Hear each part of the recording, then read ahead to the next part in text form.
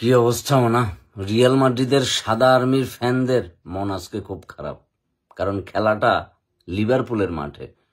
মোহাম্মদ সালার বস্তা লই বউ রইছে যে আমাদেরকে ছাদ বন্ধ করা ছাড়াই বস্তার ভিতরে ঢুকাই ফেলবে, এমন আছে হালি হয়ে যেতে পারে। কারণ অলরেডি রিয়াল মাদ্রিদ ফ্যানরা মনে মনে ধরে নিছে যে আজকের ম্যাচে আমরা মারা খাইতে যাইতেছি, কারণ আমাদের ম্যাক্সিমাম প্লেয়ারই ইনজুর্ড। তার ভিতরে আমাদের কালামানিক ভিনি কিন্তু নাই, রুডিগার আছে, বেলিংহাম আছে, এমবাপ্পি আছে, অফসাইড বাপ্পি, কিন্তু তারপরও আমরা ভরসা পাইতেছি না। কিন্তু কথা সেটা না, কথা হয়েছে লিভারপুলের সাথে লাস্ট আমাদের যতবার মনে করছে ভালো করে দেখা হয়েছে, লিভারপুলের জন্য সেটা ছিল বাঁচা মরার লড়াই।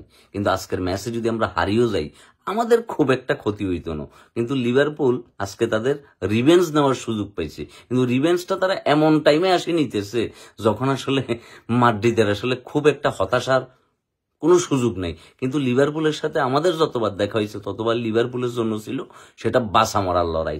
সেমিফাইনালে, উচলের ফাইনালে এবং মনে করছে নকআউট পর্ব থেকে বিদায়, নানান টাইমে লিভারপুলের সাথে দেখা হয়েছে। ওই টাইমে তারা আস্তে করে পটত করে বাড়িতে চলে গেছে। কিন্তু আজকে লিভারপুলের সাথে আমাদের দেখা,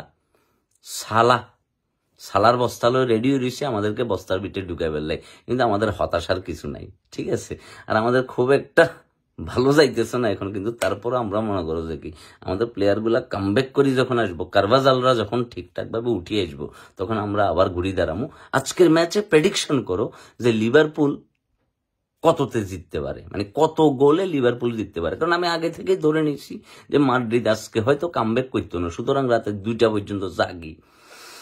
অনেকেই হতাশায় ডুববার আগে থেকে ঘুমাই যাও, সকালবেলা উঠি স্কোর দেখে নিও। আমি যেহেতু আজকে কিছু কাজকর্ম আছে সেজন্য আমি রাত জাগি থাকবো, গ্রামের বাড়িতেও চলে এসছি, কিচ্ছু করিবার নেই। তো তোমরা কমেন্ট সেকশনে জানাও যে আজকের ম্যাচে লিভারপুল কত গোল রিয়াল মাদ্রিদের জিবে, আর রিয়াল মাদ্রিদ কত গোল লিভারপুলের কাছ থেকে খাইব।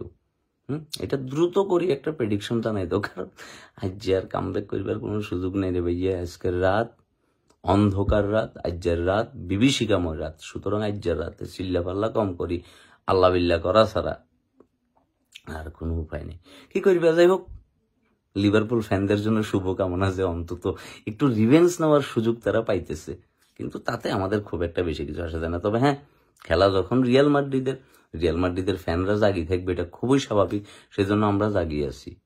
আমরা শেষ পর্যন্ত ফাইট করে যাব, যদিও আমাদের ভালো সময় ন। আর লিভারপুল এখন টপে আছে, এই টপে থাকি তারা এত ডাউন একটা টিম রে হারাইবো, এটা ভাবতে কেমন আছে। আচ্ছা এমবাপ্পি ভাইয়া যে অফসাইড টপসাইড করিস না, কই দিতেছি ফালতুমি না করি, এই যে ঠিকঠাক ভাবে খেল, সেলফিশের মতো খেলিস না, ঠিক আছে।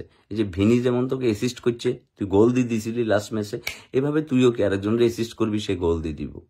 কথা বুঝতে পারছিস, ফালতুমি করিস না বেটা, থাবড়ায় কান লাল করিয়ে এলাম। কমেন্ট সেকশনে জানাও যে আজকের ম্যাচের প্রেডিকশন দ্রুত।